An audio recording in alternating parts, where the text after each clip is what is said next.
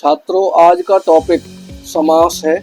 यानी समास जो होता है उसका अर्थ भी बताएंगे, उनके भेद भी बताएंगे और उनका करने का तरीका। ऐसी आपको ट्रिक देंगे आज जिससे आप समास संबंधी जितने भी टॉपिक हैं इसके अंतर्गत जो आते हैं उनको सोल्व कर सको आसानी से। देखिए, अधिकतर स्टूडेंट्स एक ही बात कहते हैं कि सर समास कठिन लगते हैं, इनका विग्रह कठिन होता है, इनको हम विग्रह नहीं कर पाते। और उस विग्रह का जो कारण है आज मैं आपको वो भी बताऊंगा। तो समास को आज हम इस तरह से करेंगे ताकि आप लाइफ में कभी भी जब भी समास करो, सोल्व करने बैठो, खास तौर से बोर्ड की क्लास में, चाहे 8वीं कक्षा हो या 9वीं हो, 10वीं हो, जो भी आप कक्षा में आप समास करोगे वो आपको परेशान नहीं करेंगे। देखिए, सबसे पहले चलते हैं आपकी स्क्रीन पे समास परिचय। समास का अर्थ क्या होता है सबसे पहले जान लीजिए। समास का अर्थ होता है संक्षेप में, यानी कोई भी ऐसा शब्द जिसको हम बड़ा कर रहे हो, यानी बड़ा हो हमारे सामने और उसको हम संक्षेप कर दें। देखिए, यहाँ जो संक्षेपना शब्द लिखा हुआ है, संक्षेप का अर्थ है 2 या 2 से अधिक पदों को मिलाकर के एक कर दिया जाए। 2 या 2 से अधिक पदों को मिलाकर जब एक करते हैं तो यह समास कहलाता है। समास कितने प्रकार के होते हैं? देखिए, अलग अलग कैटेगरी बनी हुई है। 8वीं कक्षा में आप करते हो तो अलग तरह से कम समास होते हैं।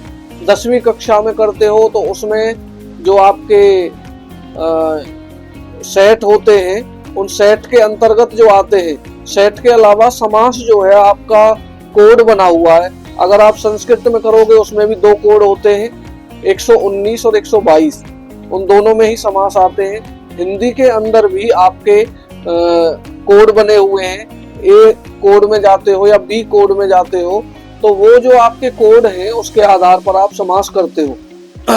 कुछ कोडों में समास कम है, कुछ में ज्यादा है, कुछ में है नहीं, लेकिन समास फिर भी बच्चों के लिए सिरदर्द बने होते हैं। तो बच्चों का जो सिरदर्द है वो आज दूर हो जाएगा अगर आप इस समास को एक बार ढंग से सीख लेते हो। मैं कोशिश करूंगा कि थोड़ा फास्ट कराएं इसको हम, ताकि आप जल्दी कर लीजिए। देखिए, सबसे पहले समास की जो डेफिनेशन है उसे समझने के बाद हम चलते हैं। समास मुख्य रूप से 6 होते हैं। मुख्य रूप से क्या, कुल 6 होते हैं और मुख्य रूप से 4 होते हैं। यानी 2 समास ऐसे हैं जिनके अंतर्गत आप और भेद भी पाओगे। तो देखिए, इसमें सबसे पहला जो समास है वो है अव्ययी भाव। अव्ययी भाव समास पहला समास है और ये आसान भी है और बच्चों को कठिन भी लगता है।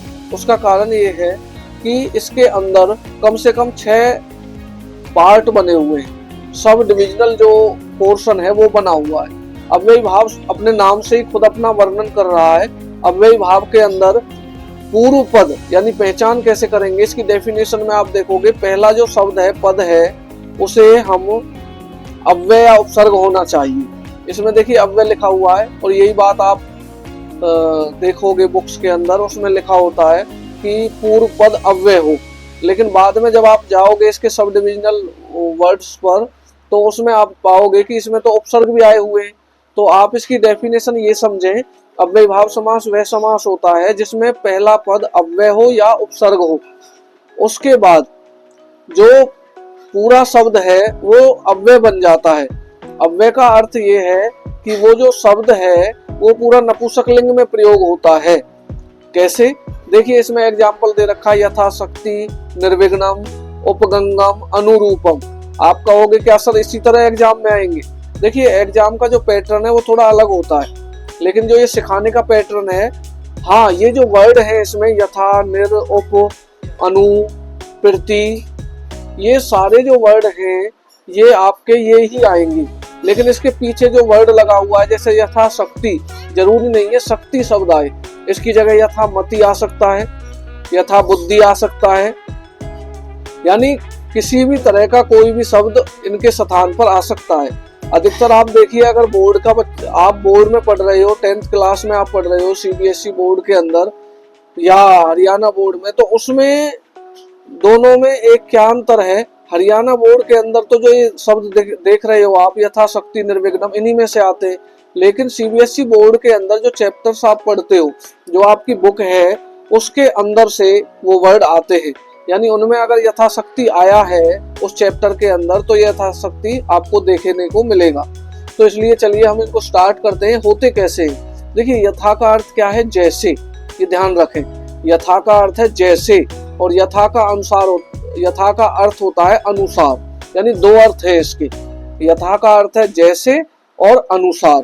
अब जो समास है, समास में हमें विग्रह करना होता है, और विग्रह करते समय हमें यथा का जो पार्टनर है, पर्यायवाची है, वो ही लिखना होता है। यानी सबसे पहले दो बातें जान लीजिए कि जो अव्ययीभाव समास है उसके अंतर्गत जो उसके भेद आते हैं, उनमें हम कौन सी विभक्ति लगाएंगे। अगर यथा शब्द आपको मिल जाए तो आप केवल द्वितीय विभक्ति लगाओगे। आप कहोगे सर किस में लगाएंगे? शक्ति शब्द में लगाओगे। यानी शक्ति में जब आप द्वितीय लगाओगे तो शक्ति का अर्थ बन गया शक्तिम, यानी शक्ति में जो शब्द तैयार हुआ है वो बन गया शक्तिम। और यथा का अर्थ होता है जैसे या अनुसार। इसके लिए एक वर्ड है अनतिक्रम में। देखिए ये लिखा हुआ है आपकी स्क्रीन पे, अनतिक्रम में। इसका अर्थ होता है अनुसार, तो शक्ति के अनुसार, ये इसका अर्थ बना। देखिए इसमें याद रखने वाली ये बात है कि यथा जब भी आएगा, चाहे किसी भी क्लास में आए, किसी भी तरीके से यथा दिख जाए आपको, तो आप समझ जाओगे कि ये अव्ययीभाव का उदाहरण है, क्योंकि पूर्व पद क्या है? अव्यय है। और दूसरी बात ये कि आप इसका विग्रह कैसे करोगे? आपको सोचना है कि यथा का अर्थ क्या होता है? जैसे, और जैसे के लिए एक शब्द बना है अनतिक्रम में। ये देखो सुनने में थोड़ा अजीब लगता है शब्द अनतिक्रम में, लेकिन इसको देख लें, इसमें मात्रा कहाँ चढ़ रही है, आधा अक्षर कौन सा है, तो इस चीज को आप ध्यान रखें। यानी आप अनतिक्रम में को लिखते समय गलती नहीं करें, चाहे ऑप्शन में सिलेक्ट करें या खुद इसका उत्तर लिखें विग्रह करके। तो शक्ति में द्वितीय विभक्ति लगेगी, यानी जब भी यथा आएगा द्वितीय विभक्ति लगानी पड़ेगी। इसका मतलब अगर मैं आपको मति दे दूं, यथा मति, तो फिर आप कैसे करोगे? आप कहोगे सर मतिम अनतिक्रम में, यानी अनतिक्रम में हर बार आएगा अगर यथा आएगा, ये ध्यान रखना। ठीक है जी, ये पर्यायवाची हो गया यथा का, और द्वितीय विभक्ति लगानी है पिछले वाला जो शब्द है, ये बस ध्यान रखना है। अब आगे चलते हैं निर। देखिए इसमें 6 हैं, अव्ययीभाव के अंदर 6 पार्ट बने हुए हैं जो आपको सीखने। ये थोड़ा सा बड़ा समास है, लेकिन कोई बात नहीं, आप इसको आसानी से सीख लोगे, प्रैक्टिस करोगे तो। अपनी बुक सामने रखें आप, जो भी आपके सिलेबस लगा हुआ है तो उस बुक को रखें और उसमें अव्ययीभाव निकाल लें और कॉपी पेन लेके बैठे, उसमें लिखते भी रहें। लिखने से क्या होगा कि आप ज्यादा देर तक उसको याद रख पाओगे। अब चलते हैं निर्विघ्नम। निर्विघ्नम का अर्थ होता है विघ्न रहित, मुसीबतों से रहित। ठीक है, अब ये निर्विघ्नम जो शब्द है, निर शब्द है, और निर क्या है? उपसर्ग। अब ये उपसर्ग है और ये अव्ययीभाव के अंतर्गत आता है। और आपको याद रखना, जैसे यथा के साथ द्वितीय विभक्ति लगा रहे थे, तो निर के साथ हम षष्ठी विभक्ति लगाएंगे। आप कहोगे सर एक वचन लगाएंगे या बहुवचन? वो अकॉर्डिंग टू सेंटेंस सिचुएशन, यानी सेंटेंस आपको, देखिए सीबीएसई के अंदर जो भी समास आते हैं वो सेंटेंस में आते हैं, ध्यान रखना। और नीचे ऑप्शन होते हैं, सेंटेंस हमें बताएगा कि ये जो वर्ड है ये एक वचन है या बहुवचन है। अब निर्विघ्न का अर्थ है विघ्न रहित, मुसीबत रहित, यानी जब मुसीबत नहीं हो, नष्ट हो जाए, तो निर के साथ हमेशा षष्ठी विभक्ति लगाओगे। किस में लगाओगे? विघ्न में लगाओगे। अब विघ्न में षष्ठी लगेगी तो एक वचन में बनेगी विघ्नस्य, जो ये वर्ड है, और बहुवचन में बनेगा विघ्नानाम। देखिए आप में से कुछ बच्चे सोच रहे होंगे क्या हमारा सर विघ्नस्य शब्द सही है, षष्ठी लगा दी हमने, बिल्कुल सही है। लेकिन अगर सेंटेंस की डिमांड बहुवचन की है तो आप उसमें क्या करोगे? सब षष्ठी विभक्ति बहुवचन लगाओगे। और निर का अर्थ रहित, इसके लिए एक शब्द है अभाव। अभाव का अर्थ होता है कमी, यानी रहित, लेस। तो निर्विघ्नम का अर्थ हो गया विघ्नों से रहित, जहां विघ्नों का अभाव हो। षष्ठी विभक्ति में काके की आता है, क्योंकि षष्ठी विभक्ति में जब कारक को हम ऐड करते हैं तो वहां पर संबंध कारक प्रयोग होता है। चलिए, तो निर्विघ्नम समझ में आ गया होगा। यानी जितने भी शब्द आप निर से जुड़े हुए देखोगे, चाहे आप निर्धन देखोगे या आप निर्विकार देखोगे, उन सब में आप षष्ठी विभक्ति का प्रयोग करोगे। निर्मक्षिकम एक शब्द है, मक्षी, मक्षी का नाम, मतलब मक्षी जो शब्द है उसका अर्थ होता है मक्खी, यानी निर्मक्षिकम का अर्थ है मक्खियों का अभाव, जहां मक्खी ना हो। तो निर में देखिए, निर की वजह से षष्ठी विभक्ति लगाई, और मक्षी का शब्द रूप जब चलेगा तो षष्ठी बहुवचन में मक्ष का नाम हो जाएगा। ठीक है, और अभाव जो शब्द है वो हर जगह जब निर आएगा तो आपको अभाव का प्रयोग करना ही पड़ेगा। ये समझ लो निर क्या है, पर्यायवाची, निर का पर्यायवाची अभाव है। ठीक है। एक चीज और मैं बता दूं, मक्षिका नाम में कुछ बच्चे कंफ्यूज होंगे कि सर इसमें जो हरियाणा वाली ने आ रही है, क्या यहाँ नल वाली ने नहीं होनी चाहिए थी मक्षिका नाम में? क्योंकि और जो शब्द रूप होते हैं उनमें तो नल वाली ने होती है। ठीक है। जैसे कि आप कोई और शब्द रूप चलाइए, देव का चलाइए, देव की षष्ठी विभक्ति क्या होगी, बहुवचन देवा नाम, लेकिन उसमें नल वाली ने आएगी। और यहाँ ने क्यों है? देखिए इसका रीजन सिर्फ इतना सा है कि जिस शब्द के अंदर रह होगा, जिस शब्द में रह होगा या षटकोण वाला से होगा, वहां पर ने चेंज हो जाएगी, वहां पर ने चेंज हो जाएगी अगर ने में हलंत नहीं लगा हुआ है। अब आप देखिए निर्मक्षिकम, अब मक्षी के अंदर जो छह है, क्षत्रिय वाला छह है, इसको जब अलग करेंगे तो इसमें कै और से है षटकोण वाला, तो से की वजह से मक्षी का नाम हो गया, यानी ने बदल गई है। ये थोड़ा ध्यान रखें, एक्स्ट्रा नॉलेज मैंने आप लोगों को दी है। अब चलते हैं थर्ड पे, इसी का जो अव्ययी भाव का पार्ट है थर्ड, इसको थोड़ा ऊपर कर लेते हैं। उप, देखिए उप इसका पार्ट है अव्ययी भाव का। उप का अर्थ होता है पास, नियर, यानी उप जब भी आएगा तो आप इसमें भी षष्ठी विभक्ति लगाओगे निर की तरह। ठीक है। अब उप का अर्थ है पास, पास के लिए संस्कृत में एक शब्द है समीपम, समीपम, ये याद रखना है। और गंगम जो शब्द है, गंग, गंग का अर्थ होता है गंगा। अब आप देखिए उप के साथ षष्ठी विभक्ति लगेगी, किसमें लगेगी, गंग में, और गंगा का जो षष्ठी विभक्ति है वो शब्द रूप बनता है गंगाया, यानी गंगा के पास में। इसका अर्थ ये हुआ जब भी आप उप से जुड़ा हुआ कोई वर्ड करोगे तो आप हमेशा ही षष्ठी विभक्ति का प्रयोग करोगे, ये आप ध्यान रखें। उप से जुड़े हुए और एग्जाम्पल आपको मिलेंगे आपकी बुक के अंदर, उनको आप सोल्व करें। आपकी कोई क्वेरी अगर रह जाती है तो आप कमेंट में लिखें, मैं उसका सॉल्यूशन तुरंत दे दूंगा। ठीक है जी। तो उपगंगम, इसके अलावा और भी शब्द आपको मिल सकते हैं, जैसे उपजाति हो गया, और उपकार हो गया, उपवनम हो गया, इसमें उपनद्यम हो गया, नदी के पास में, यानी नदी का शब्द रूप षष्ठी में क्या हो जाता है, नद्या बन जाता है। तो ये ध्यान रखें। उपवन होता है इसकी जगह, तो उपवन का अर्थ हो जाता वनस्य समीपम, ये ध्यान रखें आप। ठीक है जी। अब चलते हैं प्रीति, अब चलते हैं प्रीति। प्रीति एक शब्द जो है, प्रीति का अर्थ होता है की ओर, प्रीति का अर्थ होता है की ओर। देखिए अनु वाले को भी मैं कराऊंगा अभी, लेकिन आप प्रीति वाले को कर लीजिए। प्रीति का अर्थ है की ओर, और इसके साथ हमेशा द्वितीय विभक्ति लगेगी, ये ध्यान रखें। द्वितीय विभक्ति इसमें लगेगी। कुछ जगह सप्तमी विभक्ति का भी प्रयोग किया जाता है, लेकिन आप द्वितीय ही याद रखो, द्वितीय ज्यादा सटीक है, यही यूज होती है। प्रीति गृहम, अब गृहम जो शब्द है उसमें द्वितीय लगाएंगे तो गृहम शब्द प्रथमा में भी गृहम ही रहता है, क्योंकि नपुंसक लिंग है, और द्वितीय में भी गृहम ही रहता है। तो आप प्रीति के साथ आपने ध्यान रखना है, इसमें द्वितीय विभक्ति लगानी है, और लास्ट में प्रीति का जो पर्यायवाची लिखना है वो इति लिखना है, बस कुछ नहीं करना है इसमें, गृहम गृहम इति। अब आप कहोगे सर जितने भी प्रीति के एग्जाम्पल हैं क्या सर वो सब में इति आएगा? हाँ जी। जैसे प्रीति दिनम देखो, प्रीति दिनम का अर्थ क्या हो गया, दिनम दिनम प्रीति। प्रीत्येकम देखिए ऊपर लिखा हुआ है, प्रीत्येकम में एकम एकम प्रीति। ठीक है जी। इस तरह से आप इसको कर लोगे, प्रीति एकम एकम इति, ऐसे कर लीजिए। अब चलते हैं, प्रीति वाला हो गया, प्रीति दिनम इसका एग्जाम्पल बड़ा फेमस है, और प्रीत्येकम भी हो गया, प्रीतिग्रम भी हो गया। आगे चलते हैं अनुरूपम, ऊपर जो रह गया था हमारा अनु। अनु का अर्थ होता है पीछे, और पीछे के लिए एक शब्द है पश्चात और एक है योग्यम। देखिए पश्चात जो है वो ज्यादातर आता है, योग्यम केवल हमारा जैसे शब्द है अनुरूपम, अनुरूपम यानी रूप के योग्य, इसमें पश्चात नहीं लगाएंगे, ये एक अपवाद है। लेकिन इसके अलावा जितने भी शब्द हैं, मानकर चलो अनुरूपम की जगह आपको मैं दे दूं अनुराधा, आप लोगों ने नाम सुना होगा, बड़ा फेमस नाम है अनुराधा, तो इसकी हिंदी बन गई राधा के बाद।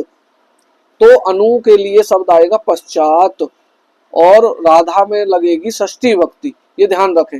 यानी अनु जब भी आएगा तो षष्ठी विभक्ति आपको लगानी पड़ेगी। अब षष्ठी कहाँ कहाँ लग गई देखिए, अनु, अनु में षष्ठी लगी, उप में षष्ठी लगी और निर में षष्ठी लगी।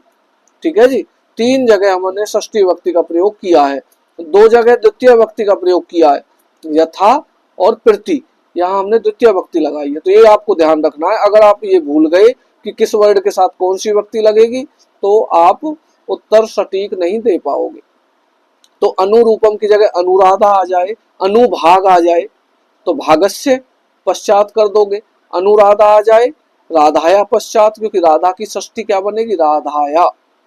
ठीक है, अनुवाद बन जाए, अनुवाद आ जाए तो वादस्य पश्चात। तो योग्यम तो आएगा रूपम में, ये ध्यान रखें विशेष रूप से, बाकी इसको छोड़कर सभी में आप क्या यूज करोगे, पश्चात। ठीक है जी, तो अव्ययी भाव समास जो है हमारा ये हो गया है। हाँ, इसमें एक चीज और ऐड में करूंगा अव्ययी भाव में, वो क्या है, इसमें एक और आता है सीबीएसई क्लास 10 कक्षा 10 में एक और आता है इसके साथ अव्ययी भाव के अंदर जो ऐड कर रखा है वो है से, यानी जो सड़क वाला जो से है वो हम मैं आपको बना के दिखा देता हूँ। से शब्द, से का अर्थ से होता है, से लिख देते सड़क वाली से, यहाँ पर ये देखिए ये वाला ये शब्द आता है। देखिए आप लोगों ने देखा होगा, इससे जुड़ा हुआ शब्द देखा होगा, से विषादम, से विषादम, से स्नेहम, से परिवार। जैसे इनविटेशन आता है ना घर पर, कार्ड जो आता है आप लिखते हो विद फैमिली यानी परिवार सहित, यानी से परिवार, उसको लिखते हैं कि आप से परिवार हमारे घर आमंत्रित हो। तो ये अव्ययी भाव का ही पार्ट है। से का अर्थ आप सह की तरह समझे, सह के साथ देखो तृतीय विभक्ति लगती है उपपद विभक्ति के अंदर, तो से का अर्थ सह होता है यानी साथ होता है, और इसके लिए एक वर्ड आता है सहितम। तो ये जब भी आपको दिख जाए, देखिए सीबीएसई 10th क्लास में तो ये आएगा, इसके एग्जाम्पल भी है बुक के अंदर। तो से विषादम बड़ा फेमस वर्ड है 10th के अंदर, और से परिवार ये 8th क्लास के अंदर आता है। तो से परिवार का हो जाएगा तृतीय विभक्ति लगेगी परिवारेन सहितम, और विषाद में क्या हो जाएगा, से विषाद में विषादेन सहितम। तो ये आप ध्यान रखना, तृतीय विभक्ति लगाओगे पिछले वाले शब्द में और से के लिए सहितम शब्द का प्रयोग आप करोगे। तो अव्ययी भाव समास आपका कंप्लीट हो गया है। मैं आपको एक समास और करा देता हूं।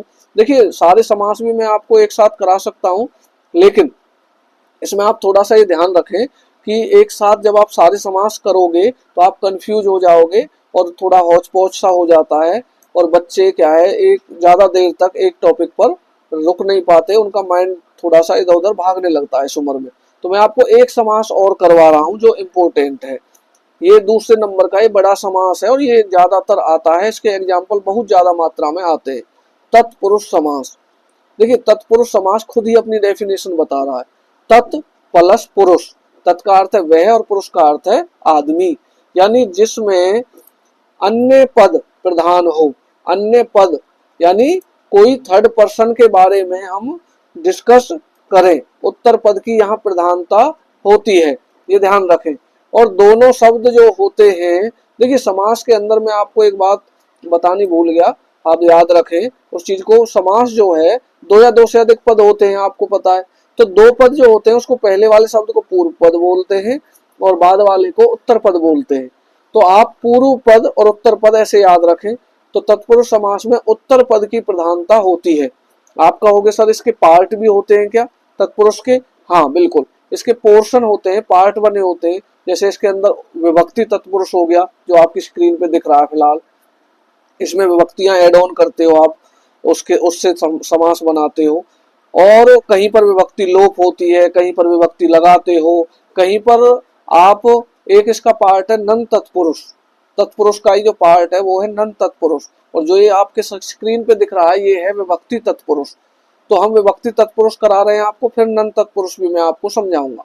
देखिए विभक्ति तत्पुरुष जो समास है वो उसके अंदर आप पहले अर्थ करते हो शब्द का और फिर उसमें समास बनाते हो और उस समय विभक्ति एड ऑन करते हो।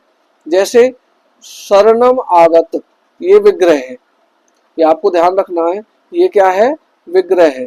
शरणम आगत यानी शरण में आया हुआ, पहले वाला जो शब्द है शरणम आगत है, शरण में आया हुआ। अब आपसे कहेंगे इसको समस्त पद बनाओ, तो समस्त पद कैसे बन गया, शरणागत है, यानी शरण में आया हुआ।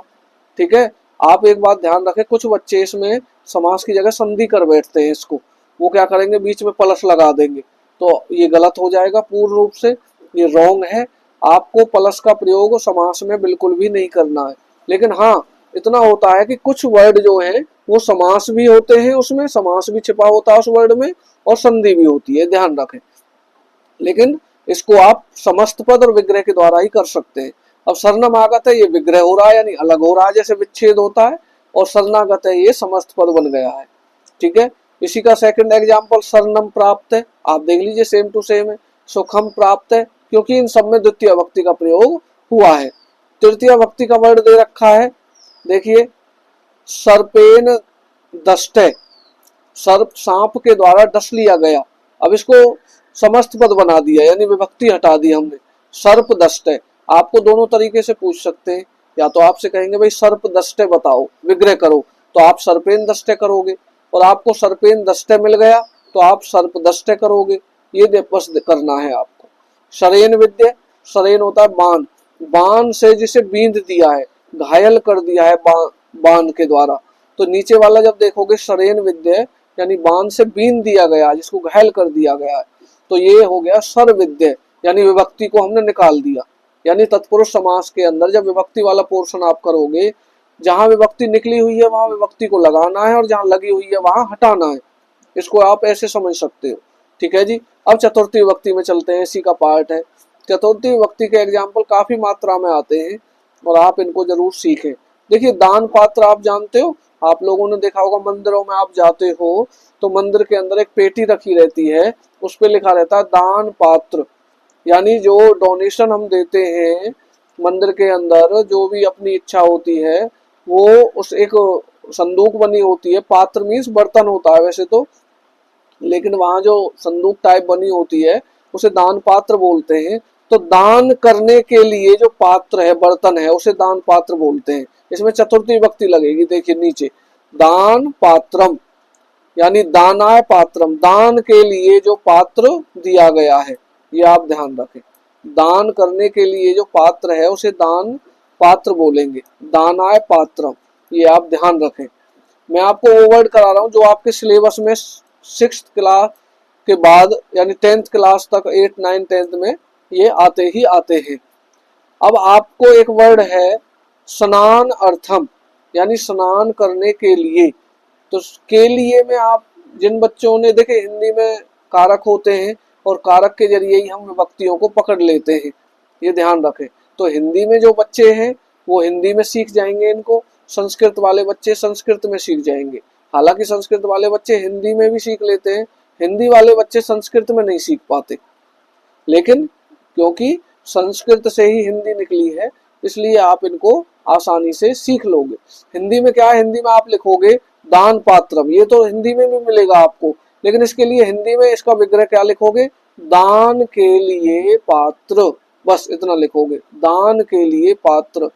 संस्कृत में आपको ऑप्शन मिलेंगे कि आप इसमें से 4 ऑप्शन है उनमें से एक सिलेक्ट करिए, तो आप क्या करोगे दानाय पात्रम, क्योंकि आपको पता होना चाहिए दान पात्रम की जो हिंदी है उसमें चतुर्थी विभक्ति लगेगी तब वो दानाय बन जाएगा।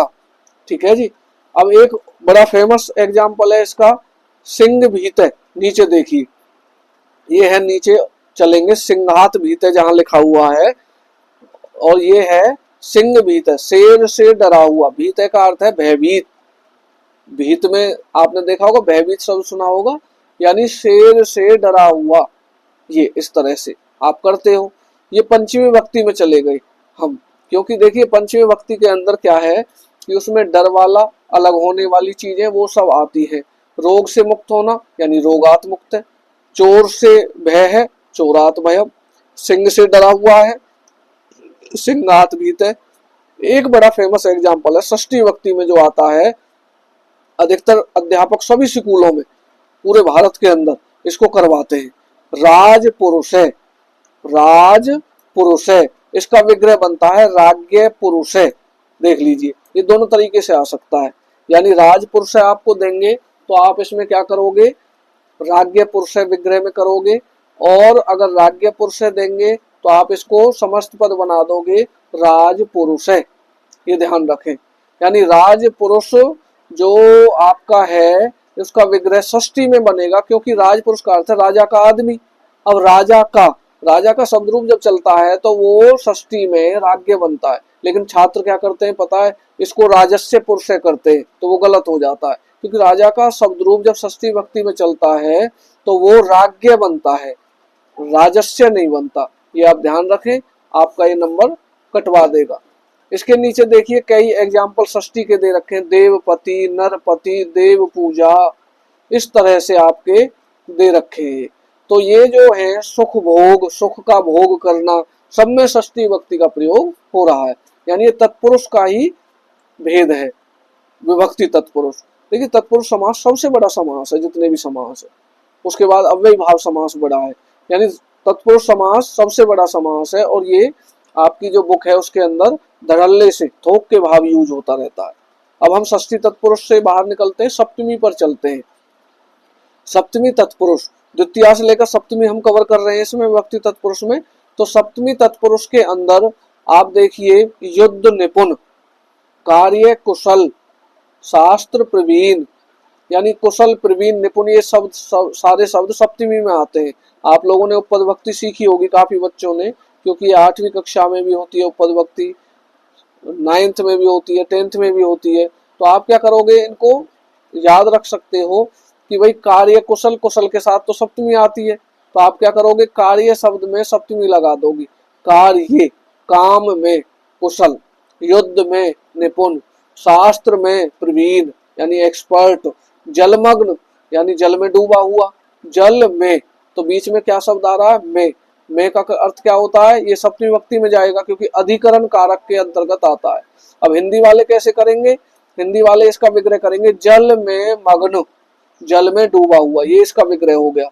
अब मैं आपको हिंदी भी करा रहा हूँ साथ के साथ और संस्कृत भी। जलमग्न का हो गया जले मग्न विग्रह, और हिंदी में कर दोगे जल में डूबा हुआ, ये है। सभा पंडित यानी सभा के अंदर जो विद्वान हो, जो एक्सपर्ट हो, तो सभा में यानी सभायाम पंडित है, इस तरह से आप करोगे। ठीक है जी। अब और नीचे चलते हैं। इसमें देखिए नन तत्पुरुष, मैंने आपसे कहा था विभक्ति के अंदर नन तत्पुरुष भी आता है।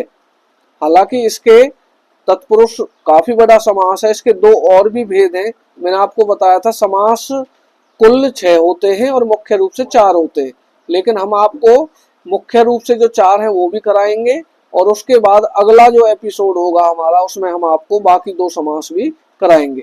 आज हम आपको अव्यय भाव करा चुके हैं और तत्पुरुष समास फिलहाल हमारा चल रहा है। इसमें नन तत्पुरुष, देखिए नाम से ही पता चल रहा है, नन, नन का अर्थ है जो चीज मना करने के लिए, नेगेटिव उसमें आए, नकारात्मक भाव में आए, उसके लिए होता है। तो कैसे, जैसे आपने शब्द सुना होगा ए धार्मिक, ए सुखम, ए लगा रहता है, ए सत्यम, इस तरह के शब्द होते हैं। तो उसमें क्या है कि हम नन तत्पुरुष का इस्तेमाल करते हैं। तो इसमें आप लोगों को ये नन तत्पुरुष बड़ा आसान है, सबसे सिंपल है। यानी ए धार्मिक करोगे तो ए को ने में बदल दोगे। ठीक है जी। एक बड़ा फेमस शब्द है इसमें जो नहीं दे रखा वो मैं करा दूं, अनुपस्थित। अनुपस्थित का अर्थ है जो एब्सेंट है, उपस्थित नहीं है, तो आप क्या करोगे, ने उपस्थित ऐसे कर दोगे। और ए धार्मिक में आप ने लगा दोगे, यानी ए को ने में बदलोगे और धार्मिक जो की त्यों रहेगा। ए सत्यम यानी ने सत्यम, जो सत्य नहीं हो। ने आदि, अनादि, दोनों तरीके से आप इसको सोल्व कर लोगे। तो ये तत्पुरुष के अंदर जो उसका विभक्ति और नन ये मुख्य रूप से आते हैं। इसमें एक और है जो उपपद तत्पुरुष नाम से जाना जाता है। उपपद, वो मैं आपको बोलकर बता रहा हूं ताकि हमारा तत्पुरुष समास कम से कम कंप्लीट हो जाए। देखिए उपपद तत्पुरुष का अर्थ है उप प्लस पद, जो पद के पास में हो। ये बड़ा अलग तरह का समास है जो तत्पुरुष में आता है, लेकिन है अलग इसलिए क्योंकि आप इसे बिल्कुल अलग ढंग में ही सीख जाओगे और कभी नहीं भूलोगे। फॉर एग्जाम्पल कुंभकार है, स्वर्णकार है, यानी इस तरह के जो प्रोफेशनल शब्द हैं वो इसमें यूज होते हैं। यानी कुंभकार है, कुंभम करोति इति, यानी घड़े को जो बनाता है, तो आप इसका विग्रह करोगे कुंभम करोति इति। स्वर्णकार का स्वर्णम करोति इति, जो सोने को तैयार करता है। इस तरह से आप इसे कर लोगे। तो कुंभकार है, स्वर्णकार है, इस तरह के वर्ड आप करोगे। एक बड़ा फेमस वर्ड है इसमें उपपद तत्पुरुष में, सर्वदा। सर्वदा का अर्थ है सब कुछ देने वाली। देखिए सर्वदा के दो अर्थ होते हैं। सर्वदा का अर्थ हमेशा भी होता है, जो अव्यय में यूज होता है। अगर इसको हम समास में यूज करेंगे तो ये बनेगा सर्वम ददाति इति सर्वदा, सब कुछ देने वाली। ये सरस्वती के लिए यूज होता है कि हे सरस्वती तुम सब कुछ देने वाली हो, सर्वदा, सर्वम ददाति इति। तो देखिए आज हमने तत्पुरुष समास लगभग कंप्लीट कर लिया है और हम नेक्स्ट एपिसोड में आपको बाकी बचे हुए समास भी कराएंगे। अगर आपकी कोई क्वेरी हो तो आप डिस्कस कर सकते हो मुझसे, कमेंट डालकर आप पूछ सकते हो।